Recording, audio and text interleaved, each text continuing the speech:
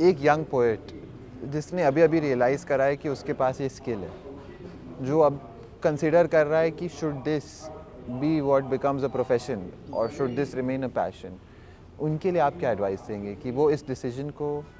कैसे लें और इस अपने मुकाम पे जो पहुंच गए हैं, जो उनके सामने एक दो राहें हैं, उनमें से क्या चूज़ करना चाहिए और क्यों?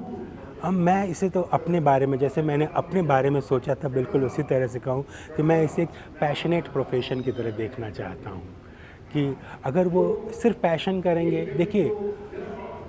राइटिंग कहीं ना कहीं एक रिस्क तो लेना पड़ेगा जो यंग पोएट है। अगर सचिन तेंदुलकर केवल पार्ट टाइम बैटिंग कर रहे होते तो वो कभी महान नहीं बनते। तो ये जो पार्ट टाइम वाला है उससे हटना पड़ेगा, लेकिन उसके लिए पूरा एक इकोसिस्टम बनाना पड़ेगा, क्योंकि ये भी है कि राइटिंग से आप सर्वाइव नहीं करते हैं, तो क्या वो इकोसिस्टम बनाया जाए।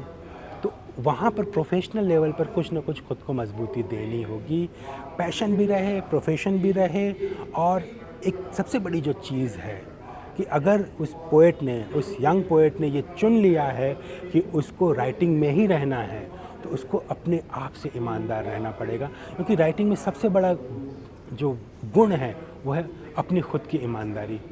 उसे पता, एक ख़राब राइटर को पता होता है कि वो बहुत ख़राब लिख रहा है या वो कमज़ोर लिख रहा है या उसने यहाँ पर कुछ गड़बड़ झाला किया हुआ है, वहाँ पर उसे खुद को संभालना होगा। होते हैं प्रोफेशनल दबाव के कारण, ज़िंदगी के दबाव के कारण हमें समझौते करने पड़ते हैं, हमें अपने लेखन में, हमें अपने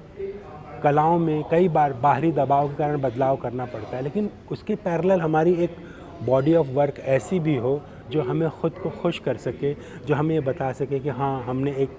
लेखकीय ईमानदारी से भरा हुआ जीवन जिया है।